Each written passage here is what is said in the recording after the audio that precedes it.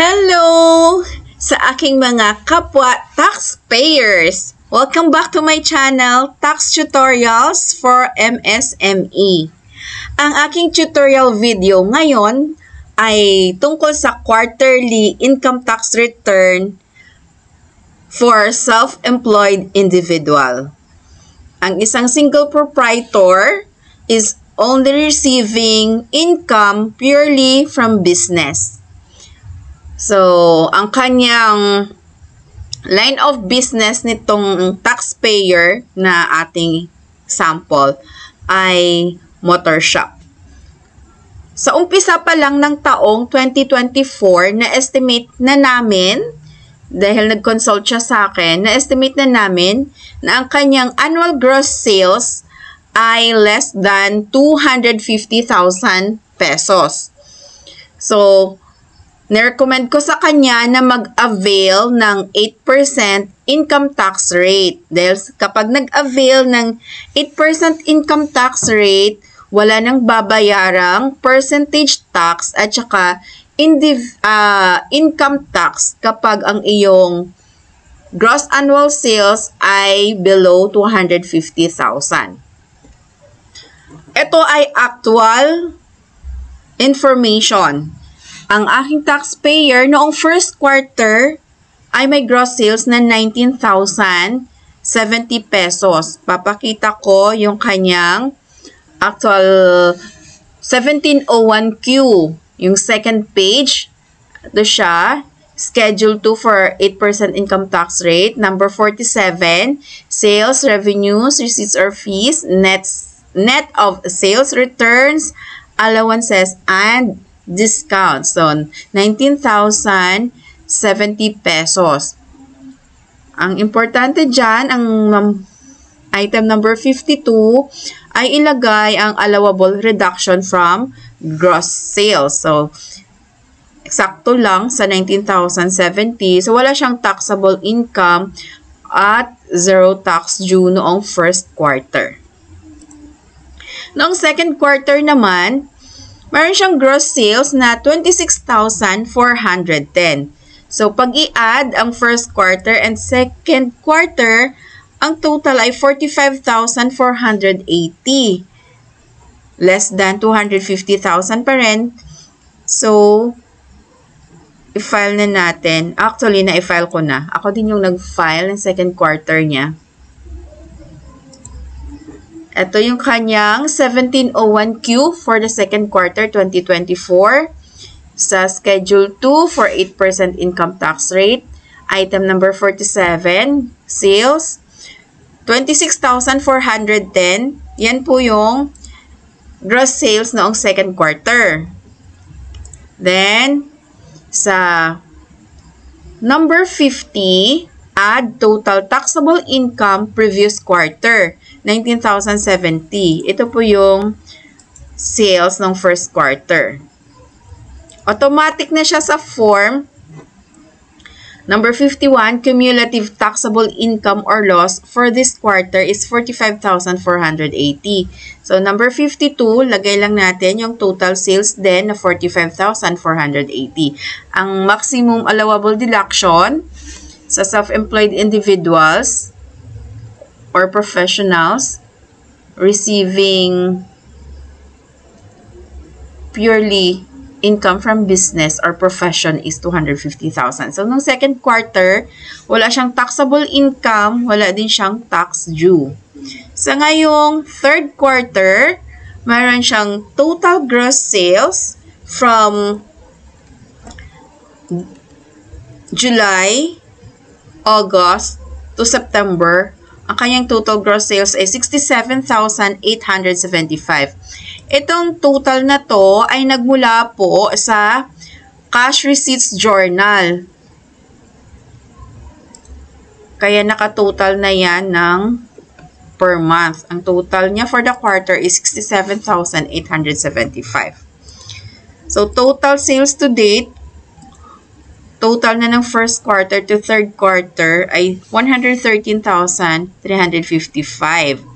So, ano pa din? Exempted pa din. Tandaan natin na ang kanyang total taxable income from previous quarter is 45,480. So, pag nag-file ng third quarter,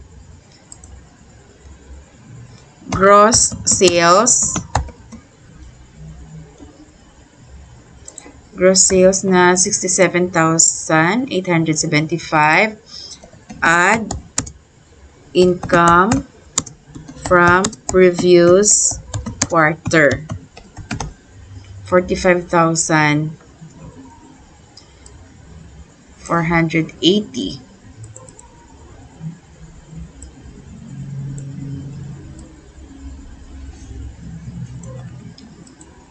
Total cumulative income.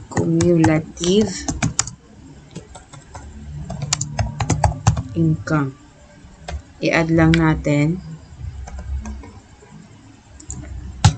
So, 113,355 pesos. File ko na yan. Dapat meron na pong EBIR form. Ito po ay pwedeng i-download sa website ng BIR. Kung bago ka pa lang gumamit ng EBIR form, kailangang mag-encode lahat ng taxpayer details. Itong aking taxpayer ay may record na dito, so i-encode ko na lang ang kanyang tax identification number.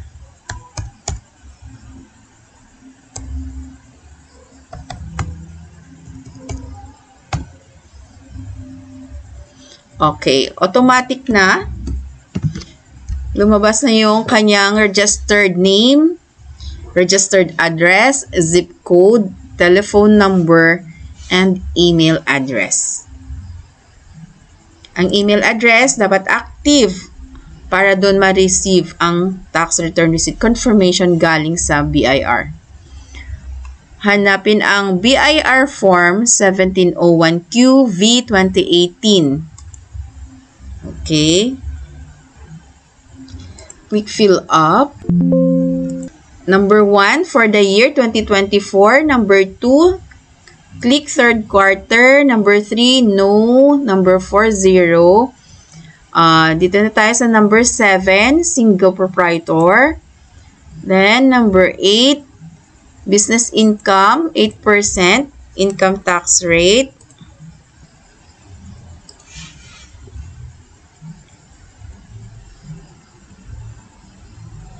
Type your birth date.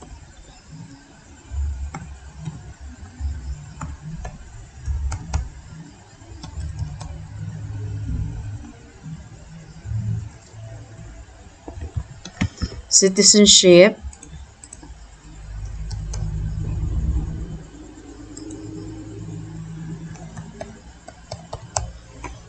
Number 14, foreign tax number, no, none. Not applicable. Number 15, claim in foreign tax credits, no. Number 16, automatic na, 8%. Click next. Dito sa schedule 2, 8%, IT rate, gross sales for the third quarter. Gross sales is 67,875.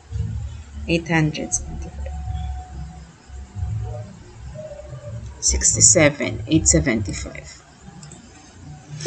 67,875. Number 50. Add total taxable income or loss from previous quarter. 45,480 pesos. Less allowable deduction, 113,355. Equal lang yung cumulative taxable income and allowable deduction. So, number 53, taxable income to date is 0. Number 54, tax due is 0.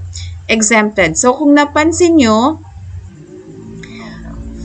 sa buong quarters natin, sa buong panahon ng kanyang pag-operate ng business from January to September 30, 2024, ang kanyang total gross sales na 113,355 ay wala siyang binabayarang income tax dahil exempted siya.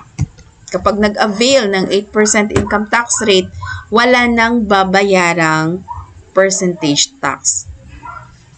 Kung merong 2551Q percentage tax sa inyong certificate of registration sa first quarter pa lang ng filing, ay kailangan nang mag-choose ng 8% income tax rate sa 2551Q. Papakita ko lang.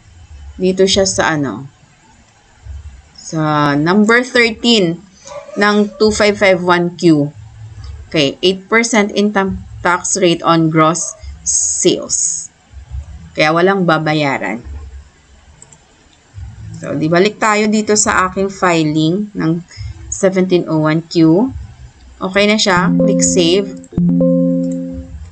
Okay, check ko sa page 1. Yan, tax due 0.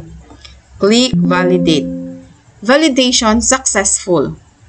Click OK. Then, submit final copy. Click OK.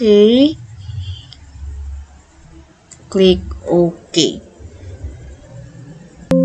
Ganito palagi ang message ng EBIR form. Your tax return was not submitted online due to any of the following reasons that may interrupt the submission process.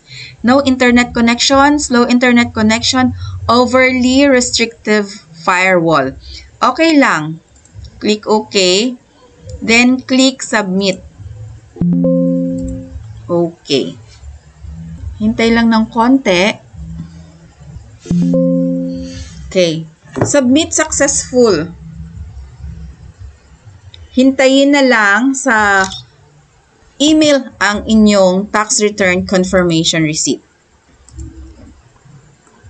Pwede nang mag-print. Kung naka-attach ka sa printer, pwede mo nang i-print.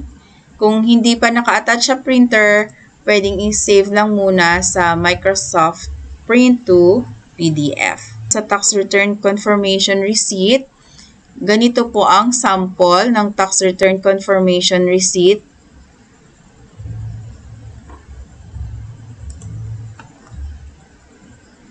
This confirms receipt of your submission with the following details subject to validation by BIR. So, yung file name, ang 12 digits, TIN, ang form 1701Q version 2018, 2024 quarter 3 kung third quarter. Then date received by BIR. Halimbawa ngayon, nag-file ka tapos na-receive mo din at the same day. Time lang yung magva-vary. Minsan nadidelay, kaya mas maganda pong mag-submit ng mas maaga. Ang deadline ng filing and payment ng quarterly income tax return for self-employed individuals ay sa November 15, 2024. So, isulat ko na lang dito. Deadline of filing and payment of quarterly income tax return. November 15, 2024. Okay guys, sana may natutunan kayo ngayon sa aking tutorial video. Sa mga gustong mag-avail ng aking one-on-one tutorial services for recording sa inyong books of accounts, for actual filing and payment of percentage tax and quarterly income tax, pwede po kayong mag-message sa aking FB page at isend ko sa inyo ang link ng aking booking appointment. By appointment lang po tayo. Okay? Thank you so much for watching. Please like and share my videos. Thank you so much. Bye!